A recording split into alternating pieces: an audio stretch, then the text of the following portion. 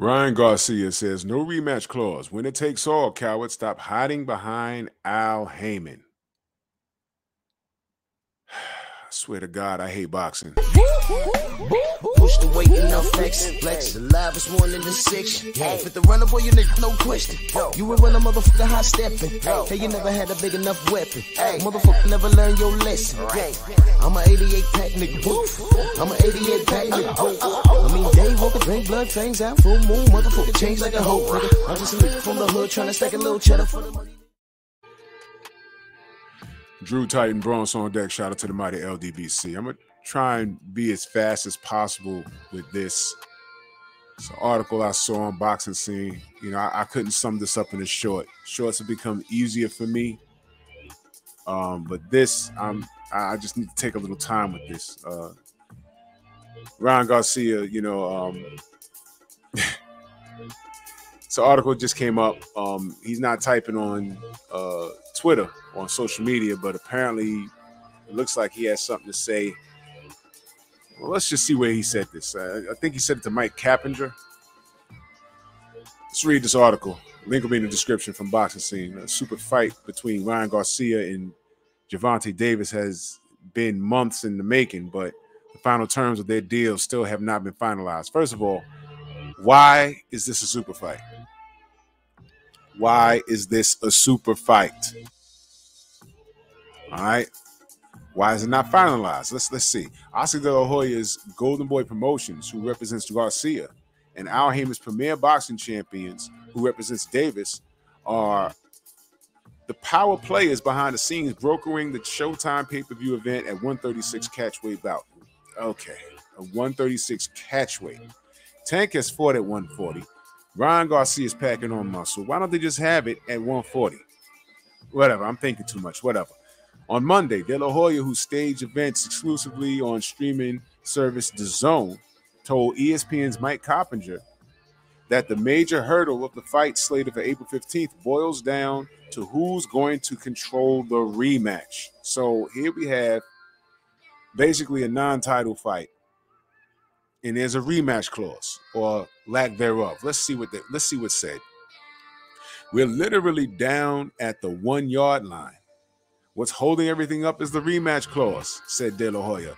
It's only fair if Ryan wins, then our side controls everything as the A side.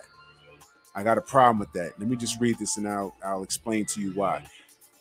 This is just the way it has always been. He's lying, y'all. He's lying. It's common sense. Oh my God, this guy.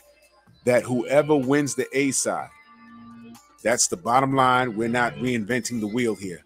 Stop right there. Stop right there. Stop right there. Stop right there. Oscar, stop it, man. Oscar is a Hall of Fame fighter. He had a brilliant fighting career, but as the head of Golden Boy or manager or promoter, whatever he wants to call himself, he's an airhead. And he thinks he's talking to a bunch of airheads right along with him. Okay, you're a drug addict and you're a cross-dresser. That's what you are. I'm not lying. I'm not saying this for a fact. Am I saying it in utter disrespect? No, because he owns it. That's what he said during the interview. He owns being a drug addict and a cross-dresser. He owns it. But on to what's real. He says whoever wins controls the A side. Let me bring y'all up to speed. For those of you who are too young to remember or just wasn't paying attention. Long time ago, Oscar De La Hoya had a mega fight with Sugar Shane Mosley. Oscar De La Hoya lost that fight. Going into that fight, Oscar De La Hoya was the A side. They had an immediate rematch in which Oscar De La Hoya, guess what, was the A side, although he lost to Shane Mosley. So let's cut the crap, Oscar De La Hoya. This is absurd. He goes on to say Al Haymon is dictating everything. They've asked for this, asked for that. Who comes out first? The penalties. If Ryan comes in overweight, we've given in, we've negotiated, and everything has been very pleasant. If Ryan loses, sure, there's no rematch. Ryan is not the A side. I don't know why this is a mega fight. This is crazy. Okay, this is ridiculous.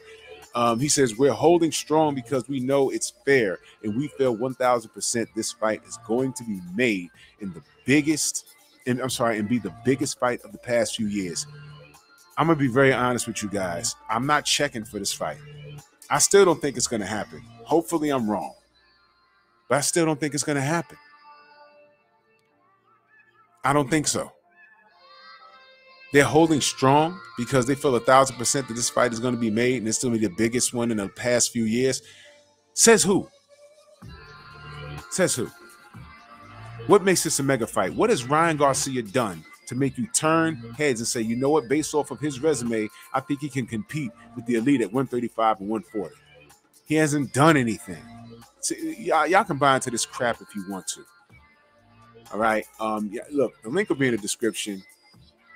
You can read this if you want.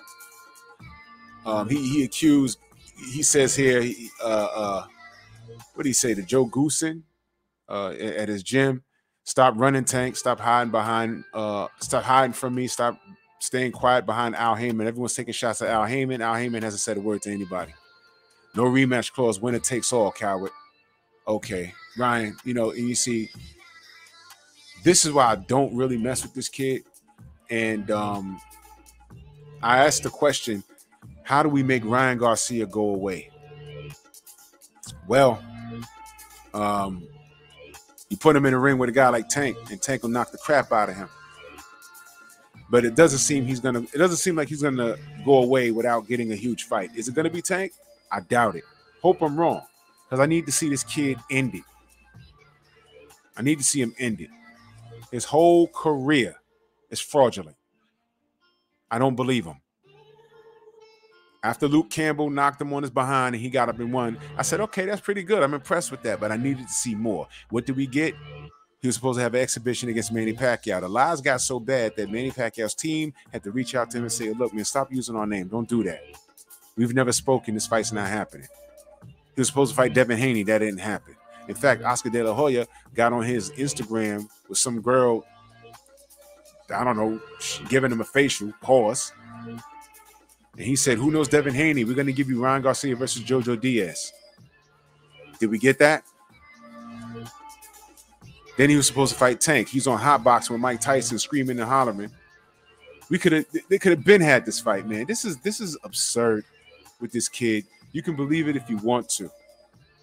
I couldn't sum this up in a short video, man. But look, man, it's out of control. Okay, either you're going to fight or you're not.